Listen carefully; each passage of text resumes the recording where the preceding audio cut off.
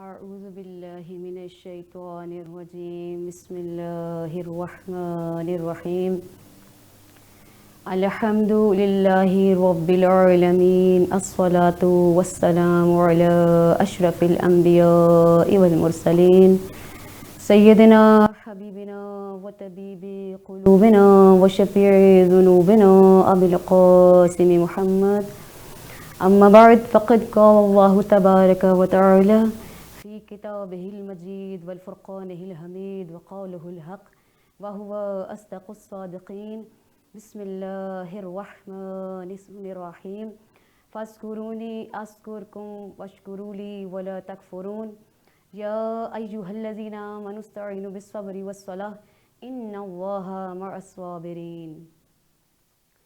سامعین محترم، میں نے آپ کے سامنے سورہ بقرہ کی مسلسل 2 آیات کی تلاوت کی.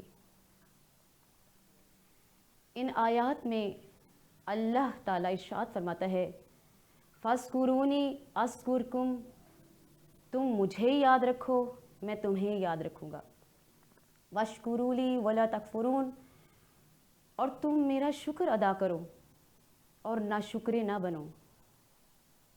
اور پھر دوسری آیت میں اللہ ارشاد فرماتا ہے یا ایھا الذین آمنوا استعینوا بالصبر والصلاۃ، اے ایمان والو صبر سے اور نماز سے مدد لو.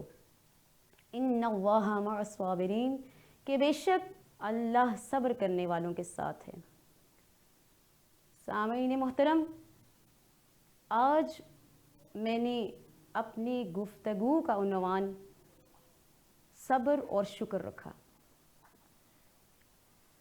اور خالق کائنات نے ان 2 آیات میں ہمیں صبر اور شکر کرنے کا حکم دیا ہے. ویسے تو یہ 2 پہلو اس قدر مفصل ہیں کہ ان پر جس قدر گفتگو کی جائے کم ہے، لیکن اس تھوڑے سے وقت میں میں کوشش کروں گی کہ بات مختصر ہو مگر مفید ہو. تو سامعین محترم، اللہ قرآن مجید میں ارشاد فرماتا ہے کہ فاذکرونی اذکرکم واشکروا لی ولا تکفرون، کہ تم میرا ذکر کرو میں تمہارا ذکر کروں گا، تم مجھے یاد رکھو میں تمہیں یاد رکھوں گا. واشکروا لی ولا تکفرون، اور تم میرا شکر ادا کرو اور ناشکرے نہ بنو. تو عزیزان، یہ شکر اور صبر احادیث میں ہے کہ الایمان نصفان نصف صبر و نصف شکر، کہ ایمان کی 2 حصے ہیں، ایک حصہ صبر ہے اور دوسرا حصہ شکر ہے. پورا دین ان 2 حصوں میں منقسم ہے، صبر اور شکر، اور انسان کی ساری زندگی ان 2 پہلوؤں کے درمیان ان 2 پہلوؤں کے گرد گھومتی ہے، صبر اور شکر. کس طرح کہ انسان کی زندگی میں یا تو راحتیں ہیں یا پھر آزمائشیں، اور راحتوں پہ شکر ہوتا ہے اور آزمائشوں پہ صبر ہوتا ہے.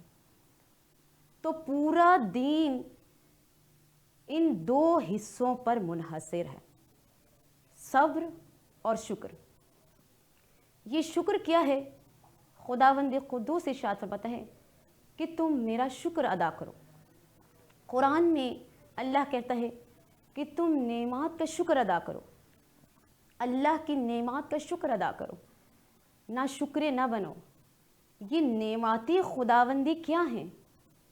اللہ نے جو ہمیں نعمات عطا کی ہیں، یہ مال نعمت ہے، دولت نعمت ہے، رزق نعمت ہے، اولاد نعمت ہے، علم نعمت ہے.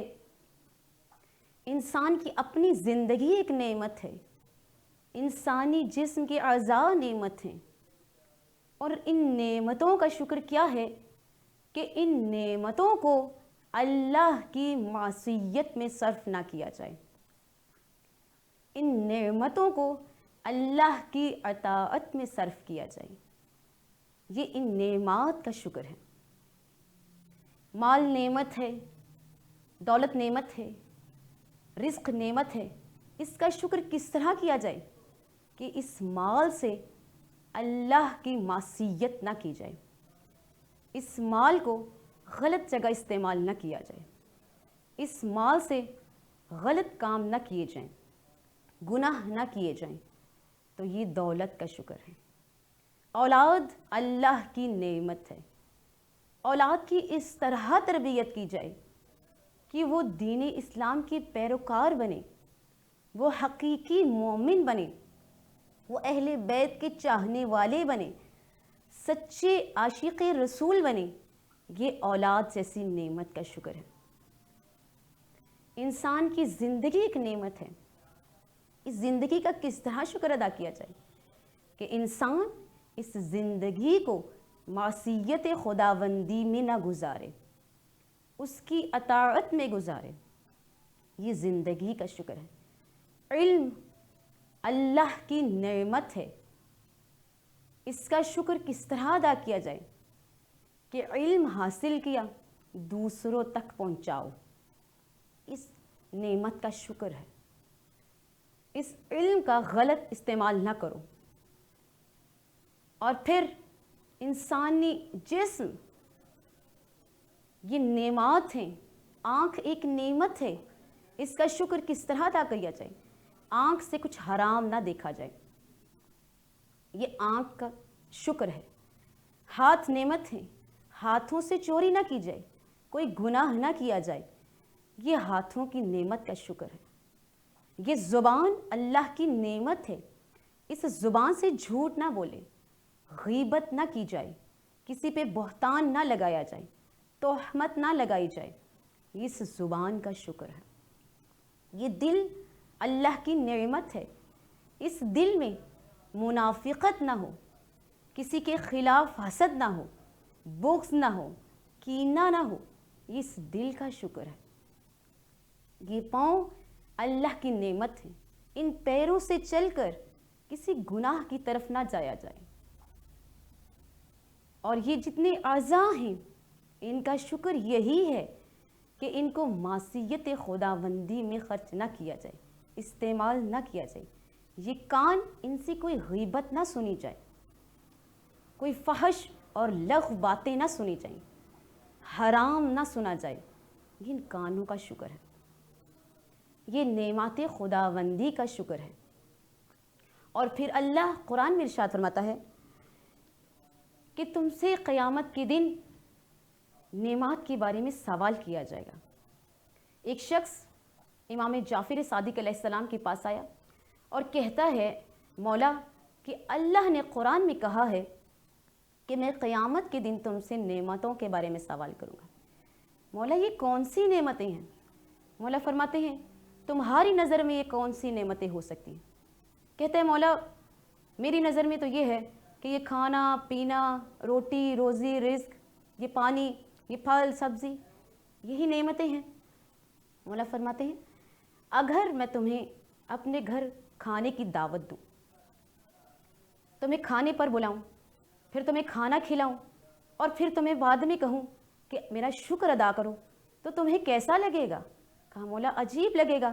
مولا فرماتے ہیں، میرے اور تمہارے لیے عجیب، اور اس خداوند کریم کے لیے؟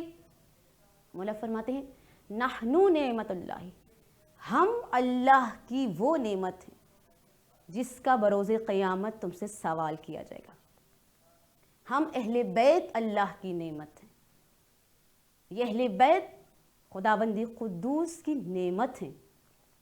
اور اللہ ارشاد فرماتا ہے کہ تم نعمتوں کا شکر ادا کرو، میں تمہاری نعمتوں میں اضافہ کروں گا۔ ہم نے رسول خدا اللہ کی نعمت ہیں۔ ہم نے جب رسول خدا صلی اللہ علیہ وآلہ وسلم جیسی نعمت کا شکر ادا کیا کہ اللہ تو نے ہمیں رحمت للعالمین نبی عطا فرمایا، اے اللہ تو نے ہمیں وہ نبی عطا فرمایا جو سردار انبیاء ہیں، جو آپ کا محبوب ہیں۔ جب ہم نے رسول خدا جیسی نعمت کا شکر ادا کیا تو اللہ نے ہمیں امام علی جیسی نعمت عطا فرمائی۔ جب ہم نے امام علی جیسی نعمت کا شکر ادا کیا کہ مالک تو نے ہمیں وہ امام عطا فرمایا جو سردار اوصیاء ہیں، تو اللہ نے ہمیں امام حسن مجتبیٰ جیسی نعمت سے نوازا۔ جب ہم نے امام حسن مجتبیٰ کی جیسی نعمت کا شکر ادا کیا تو اللہ نے ہمیں امام حسین جیسی نعمت سے نوازا۔ جب ہم نے امام حسین کی نعمت کا شکر ادا کیا تو اللہ نے ہمیں سید سجاد جیسی نعمت سے نوازا۔ جب ہم نے امام سجاد جیسی نعمت کا شکر ادا کیا تو اللہ نے ہمیں امام باقر العلوم جیسی نعمت سے نوازا۔ جب ہم نے امام محمد باقر کا شکر ادا کیا تو اللہ نے ہمیں امام جعفر صادق جیسی نعمت سے نوازا۔ جب ہم نے امام جعفر صادق جیسی نعمت کا شکر ادا کیا تو اللہ نے ہمیں امام موسی کاظم جیسی نعمت سے نوازا۔ جب ہم نے امام موسی کاظم کا شکر ادا کیا تو اللہ نے ہمیں امام رضا جیسی نعمت سے نوازا۔ جب ہم نے امام رضا جیسی نعمت کا شکر ادا کیا تو اللہ نے ہمیں امام محمد تقی جیسی نعمت سے نوازا۔ جب ہم نے امام محمد تقی جیسی نعمت کا شکر ادا کیا تو اللہ نے امام نقی جیسی نعمت سے نوازا۔ جب ہم نے امام نقی کا شکر ادا کیا تو اللہ نے ہمیں امام حسن عسکری جیسی نعمت سے نوازا۔ جب ہم نے امام حسن عسکری جیسی نعمت کا شکر ادا کیا تو اللہ نے ہمیں امام مہدی جیسی نعمت سے نوازا۔ وہ امام جو پردہ غیبت میں رہ کے ہماری رہنمائی کرتے ہیں، وہ امام جو پردہ غیبت میں رہ کر بھی ہم پر ابر کرم بنے ہوئے ہیں، وہ امام کہ جو ہماری اعمال کی قبولیت کی وجہ ہیں، وہ امام کہ جو ہماری توبہ استغفار کی قبولیت کی وجہ ہیں، وہ امام کہ جو ہم پر آفتوں اور مصیبتوں کو روکے ہوئے ہیں، وہ امام کہ جو قیامت کو روکے ہوئے ہیں، جو قیامت کی رکنے کی وجہ ہیں۔ کیونکہ اللہ خود ارشاد فرماتا ہے کہ تم میری نعمات کا شکر کرتے جاؤ گے، میں تمہاری نعمات میں اضافہ کرتا چلا جاؤں گا۔ اسی لیے تو حضرت داؤد علیہ السلام سے اللہ نے ارشاد فرمایا کہ جب بندہ میرا شکر ادا کرتا ہے تو میں اس سے راضی ہو جاتا ہوں۔ حضرت داؤد نے ایک مرتبہ اللہ کی بارگاہ میں عرض کی، پروردگارا میں تیرا شکر کس طرح ادا کروں؟ جب میں تیری ایک نعمت پر شکر ادا کرتا ہوں تو تو اس کے بدلے مجھے دوسری نعمت عطا کر دیتا ہے۔ جب میں دوسری نعمت پر شکر ادا کرتا ہوں تو اس شکر کے بدلے میں مجھے تیسری نعمت عطا کر دیتا ہے۔ جب میں تیسری نعمت پر شکر ادا کرتا ہوں ابھی وہ شکر مکمل نہیں ہوتا کہ تو مجھے چوتھی نعمت عطا کر دیتا ہے۔ تو اللہ یہ میرے بس سے باہر ہے، میں شکر کرتا چلا جاتا ہوں تو مجھے نعمات عطا کرتا چلا جاتا ہے۔ یہ تیری نعمات کا سلسلہ جاری و ساری ہے۔ پروردگارا تیرا حق شکر ادا کرنا میرے لیے ناممکن ہے، میرے بس سے باہر ہے۔ تو اللہ نے حضرت داؤد پر وحی کی کہ اے داؤد، جب تو نے یہ معرفت حاصل کر لی ہے کہ میں تیری نعمتوں میں اضافہ کرتا ہوں، جب تو شکر ادا کرتا ہے تو یہ معرفت ہی میری نعمت کا شکر ہے، یہ معرفت ہی میرا شکر ہے اصل میں۔ اور پھر اللہ قرآن میں ارشاد فرماتا ہے وَمَنْ شَكَرَ فَإِنَّمَا يَشْكُرُ لِنَفْسِهِ کہ جس نے شکر کیا اس نے اپنے فائدے کے لیے شکر کیا۔ اے بندو، تمہارا شکر کرنا اللہ پہ کوئی احسان نہیں ہے، یہ اللہ پہ کوئی احسان نہیں کہ تم اس کا شکر ادا کر رہے ہو۔ اللہ کو تمہاری شکر کی ضرورت نہیں ہے، یہ شکر تم اپنے فائدے کے لیے کرتے ہو۔ اگر شکر کرتے رہو گے تو نعمات خداوندی کا حصول کرتے رہو گے، اگر شکر نہیں کرو گے تو اللہ نعمات چھین لیتا ہے، وہ نعمتیں چھن جاتی ہیں کہ جن کا شکر ادا نہ کیا جائے، جن پہ شکر نہ کیا جائے۔ اور خداوند قدوس ارشاد فرماتا ہے کہ جو شکر کرنے والا ہے وہ اللہ کے نزدیک بہت پسند کیا جاتا ہے، اس میں عاجزی اور تواضع ہوتا ہے، عاجزی انکساری آتی ہے۔ حضرت علی علیہ السلام ارشاد فرماتے ہیں کہ جو انسان بندوں کا شکر ادا نہیں کرتا وہ اللہ کا شکر ادا نہیں کرتا، اور جو بندوں کا شکر گزار ہوتا ہے وہ اللہ کا شکر گزار ہوتا ہے۔ تو سامعین محترم، یہ شکر خداوند قدوس کی نعمات کا شکر، یہی شکر ہے کہ اس کی نعمات سے اس کی معصیت نہ کی جائے۔ اللہ نے نعمات جو دی ہیں ان کو ان کی اطاعت میں صرف کیا جائے۔ اور سامعین محترم، دوسرا پہلو ہے صبر۔ یہ صبر کیا ہے؟ صبر کا مطلب ہے رکے رہنا، برداشت کرنا۔ صبر کیا ہے؟ صبر 3 مقامات پہ ہوتا ہے۔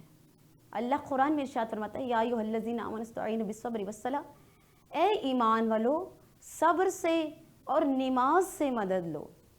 ان اللہ مع الصابرین، کہ بے شک اللہ صبر کرنے والوں کو پسند کرتا ہے۔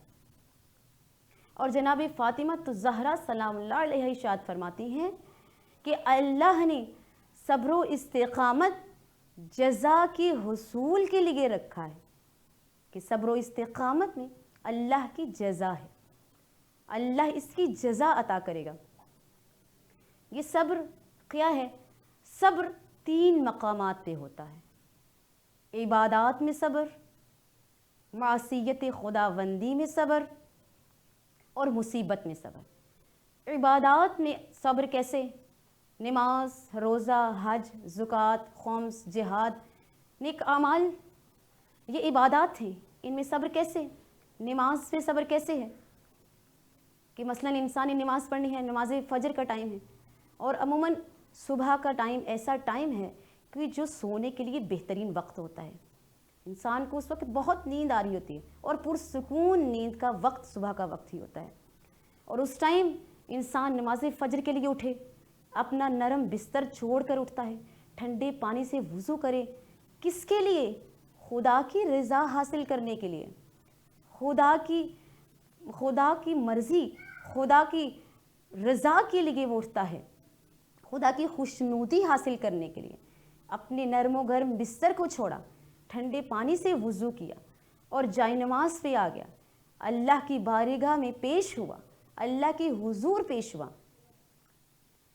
انسان آج کی دنیا میں ہر انسان بزی ہے، کسی کے پاس کوئی وقت نہیں ہے، بہت مشکل سے نماز کے لیے وقت نکالا جاتا ہے۔ اتنے مصروف ہیں ہم اس دنیا داری میں، لیکن نماز کے لیے وقت نکالا اس لیے کہ نماز اہم ہے، اللہ کی خوشنودی کے لیے وقت نکالا، اپنے سارے کام چھوڑ دیے، یہ نماز میں صبر ہے۔ زکوٰۃ میں صبر کیا ہے؟ انسان نے اپنے ہاتھ سے مال کمایا، محنت سے مال کمایا، اپنے خون پسینہ ایک کر کے مال کمایا۔ بہت مشکل ہوتا ہے کہ محنت سے کمائی ہوئی دولت انسان کسی اور کو دے، اس میں سے کچھ حصہ کسی کو دے دے، لیکن جب انسان زکوٰۃ کے طور پہ ایک معین مقدار اپنے مال میں سے نکالتا ہے، کس لیے؟ خدا کی خوشنودی کے لیے، تو یہ صبر ہے۔ حج ایک مشکل عبادت ہے، اس لیے کہ اس کی ارکان مشکل ہیں، تھکن ہے انسان کو ہو جاتی، تھکاوٹ محسوس ہو جاتی ہے، انسان تھک جاتا ہے، جو ارکان ہیں حج کے اس میں گرمی محسوس ہوتی ہے، لیکن انسان یہ سب کچھ کس لیے برداشت کر رہا ہے؟ خدا کی خوشنودی کے لیے، تو صبر کیا اس نے۔ تو یہ چیزیں عبادات میں، یہ صبر ایک عبادات میں صبر ہوتا ہے۔ دوسرا، خدا کی معصیت میں صبر۔ معصیت میں کیسے صبر ہے کہ انسان خدا کی معصیت میں، خدا کی معصیت نہ کرے، رکا رہے، کوئی گناہ نہ کرے۔ مثلاً اللہ نے دولت عطا کی ہے، اس کے اختیار میں ہے کہ وہ دولت فضول خرچیوں میں خرچ کر سکتا ہے، وہ دولت کو غلط کاموں میں صرف کر سکتا ہے، وہ دولت کو گناہوں میں خرچ کر سکتا ہے، لیکن وہ نہیں کرتا، خدا کی معصیت سے رک جاتا ہے، تو یہ معصیت میں صبر ہے۔ 2-4 لوگ بیٹھے ہیں، غیبت کر رہے ہیں، آپ ان میں شامل ہیں، لیکن آپ غیبت نہیں کر رہے کہ بھئی یہ غیبت ہے، نہیں گناہ ہے، یہ معصیت خداوندی میں آئے گا۔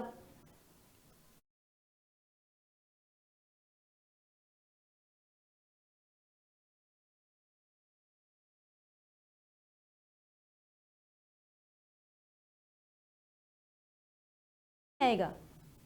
تو یہ کیا ہے؟ یہ معصیت میں صبر ہے. معصیت میں صبر ہے یہ کہ انسان گناہ نہیں کرتا. اور معصیت میں صبر دو طرح کا ہوتا ہے. ایک صبر وہ ہے جو اختیار رکھتے ہوئے آپ نہیں کرتے، اور ایک مجبوری میں صبر ہے. اختیار رکھتے ہوئے مثلا مال و دولت ہے، اختیار ہے، لیکن وہ صبر کر رہا ہے، نہیں معصیت کر رہا. یہ بہت بڑا اجر ہے اس کا. سب سے زیادہ اجر اسی صبر کا ہے کہ انسان کی بس میں ہے، اس کی قدرت میں ہے، اس کی اختیار میں ہے، وہ کر سکتا ہے. یہ ہاتھ میری اختیار میں ہے، میں چاہوں اسے گناہ کر سکتی ہوں، لیکن میں نہیں کرتی، تو یہ اس کا اجر زیادہ ہے. میں چاہوں تو زبان سے غیبت کروں، جھوٹ بولوں، تہمت لگا دوں، جو چاہے تو میں زبان سے بول سکتی ہوں، کسی کی دل آزاری کر سکتی ہوں، لیکن اگر میں نہیں کر رہی، کس لیے؟ خدا کی خوشنودی کی خاطر، اس کی معصیت نہیں کر رہی، تو پھر یہ معصیت میں صبر ہے کہ انسان خدا کی معصیت میں صبر کر رہا ہے. اور دوسرا مجبوری میں صبر ہے. ایک چیز انسان کے پاس ہے ہی نہیں، اس کے بس میں ہی نہیں ہے، اس کے اختیار میں ہی نہیں ہے. ایک انسان نعوذ باللہ معذور ہے. اگر انسان ایک معذور ہے، وہ چل نہیں سکتا، تو وہ چل کر جا کر گناہ کیسے کرے گا؟ اس کے اختیار میں ہی نہیں ہے، اب وہ صبر کر کے بیٹھا ہوا ہے. تو ایک مجبوری میں صبر ہے، ایک اختیار میں صبر ہے. اور ہمارے ائمہ علیہ السلام نے قدرت و اختیار رکھتے ہوئے صبر کیا ہے. کس طرح؟ سب سے زیادہ صبر حضرت علی علیہ السلام نے کیا ہے. اختیار رکھتے تھے، قدرت رکھتے تھے، چاہتے سب کچھ کر سکتے تھے، لیکن نہیں کیا. جناب فاطمہ الزہرا سلام اللہ علیہ چکی پیستی رہی، مشقت اٹھاتی رہی، ہاتھوں پہ چھالے پڑ گئے. اختیار رکھتی تھی، قدرت رکھتی تھی، کیا نہیں کر سکتی تھی؟ جس در پہ فرشتے نوکر ہوں، جس در سے ساری کائنات کا نظام چلتا ہو، جن کے ہاتھوں میں ساری کائنات کا نظام ہو، اختیار ہو، قدرت ہو، اس کے باوجود وہ اس قدرت کو استعمال نہ کریں اور صبر کریں. صبر سب سے عظیم ہے. امام حسین علیہ السلام نے کتنا صبر کیا. کربلا میں بچے پیاسے ہیں، پیاس سے تڑپ رہے ہیں، امام ہیں، ایک اشارہ کرتے، آسمان کیا زمین کیا دونوں پانی اگل دیتے. آسمان سے اس قدر پانی برستا، زمین اس قدر پانی اگل دیتی کہ ہر جگہ پانی پانی ہو جاتا، لیکن نہیں کیا، صبر کیا. یہ صبر، اس کا اجر بہت عظیم ہے. اور حضرت علی علیہ السلام ارشاد فرماتے ہیں کہ ایمان کے 4 ستون ہیں، 4 ستون ہیں جن پر ایمان کی عمارت قائم ہے، اور سب سے پہلا ستون صبر ہے. اور صبر کی سب سے پہلی شرط ہے شکوہ نہ کیا جائے. اور تیسری صبر کی قسم کیا ہے؟ مصیبت میں صبر کرنا، آزمائشوں پہ صبر کرنا. اگر کوئی انسان پہ مصیبت آ گئی ہے، کوئی پریشانی آ گئی ہے، تو پریشانی میں واہ ویلا نہ کرے، شور نہ مچائے، اللہ سے شکوہ نہ کرے، صبر کرے. اگر انسان پہ کوئی مصیبت آن پڑی ہے، اور ہم عموماً اسی طرح کرتے ہیں، کوئی مصیبت آ گئی، کوئی پریشانی آ گئی، واہ ویلا مچا دیا، یہ کیا ہو گیا، اللہ نے ایسا کیوں کر دیا، یہ ظلم ہو گیا ہمارے ساتھ. ہم وہ باتیں کر دیتے ہیں کہ جو شرک کے زمرے میں آ جاتی ہیں، جو گناہ کے زمرے میں آ جاتی ہیں. لیکن پھر بعد میں جب بس میں کچھ نہیں تو کہہ دیا اللہ کی رضا پہ راضی ہیں، صبر کیا پریشانی پہ. سامعین محترم، یہ صبر نہیں ہے. جس صبر میں شکوہ آ جائے وہ صبر ختم ہو جاتا ہے، وہ صبر نہیں رہتا، وہ بے بسی بن جاتا ہے، وہ صبر نہیں، اور اس کا کوئی اجر نہیں. صبر کے لیے سب سے بڑی ڈھارس یہ ہے کہ اللہ فرماتا ہے ان اللہ مع المتقین مع الصابرین، کہ میں اللہ صبر کرنے والے کے ساتھ ہوں. صبر وہ ہے جو حضرت ایوب نے کیا. کتنی آزمائشیں آئی ان پر، لیکن گلہ نہیں کیا، شکوہ نہیں کیا، صبر کیا.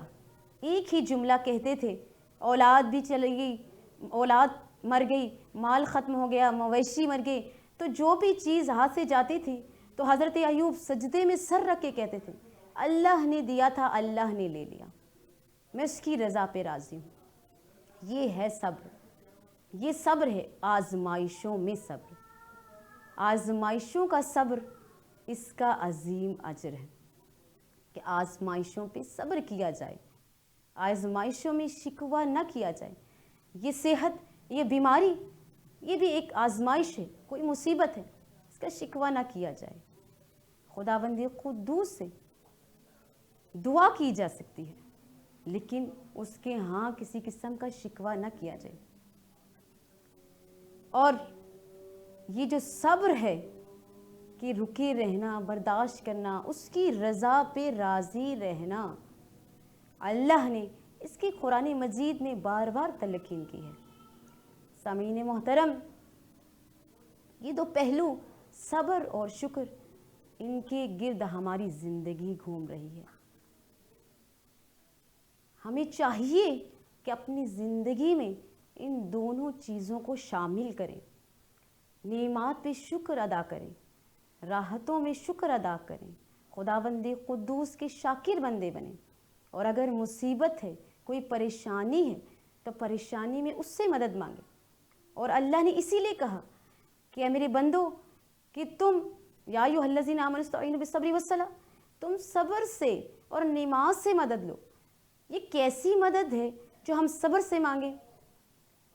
صبر کریں, شکوہ نہ کریں, اور اس کا ذکر کریں, اس کے ذکر کو اپنے دل میں جگا دیں. اور حضرت علی علیہ السلام ارشاد فرماتے ہیں کہ جو تکلیف, جو مصیبت انسان کو خدا سے قریب کر دے, وہ آزمائش ہے. یہ آفتیں اور مصیبتیں جو ہم پہ آتی ہیں, اگر ہم ان کے فرق کرنا چاہتے ہیں, آفتیں کس لیے آتی ہیں؟ یہ گناہوں کا ثمرہ ہے.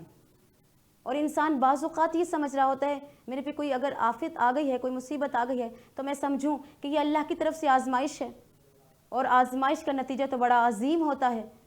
نہیں, آزمائش اور چیز ہے, آفت اور چیز ہے. آزمائش اللہ آزمانا چاہتا ہے کہ تم نے پریشانی میں, دکھ میں, تکلیف میں اسے یاد رکھا, اور پھر وہ آزمائش میں انسان کامیاب ہو جائے, تو اس کا تو عظیم اجر ہے. لیکن آفت کیا ہے؟ آفت یہ ہے کہ یہ انسان کے گناہوں کا ثمرہ ہوتی ہے, انسان کے گناہوں کا نتیجہ ہوتی ہے. اور آفت اور آزمائش میں فرق یہ ہے. اسی لیے حضرت علی نے ارشاد فرمایا کہ جب تم پہ کوئی مصیبت آئے, اگر وہ مصیبت تمہیں اللہ کے قریب کر دے تو وہ آزمائش ہے, اور اگر اللہ سے دور کر دے تو وہ آفت ہے. جو تمہارے گناہوں کا ثمرہ ہے, کس لیے کہ گناہ کیا, کسی کا حق کھا لیا, کسی پہ ظلم کر دیا, کسی سے ناانصافی کر دی, تو کوئی آفت آن پڑی, کوئی مصیبت آن پڑی. تو بس سامعین محترم, آخر میں خداوند قدوس سے یہی دعا کروں گی کہ پروردگارا تو ہمیں صابر اور شاکر بنا, اور ایسا صابر اور شاکر بنا جیسا تو چاہتا ہے, جیسے ہمارے وقت کے امام چاہتے ہیں. آمین یا رب العالمین, والحمد للہ رب العالمین.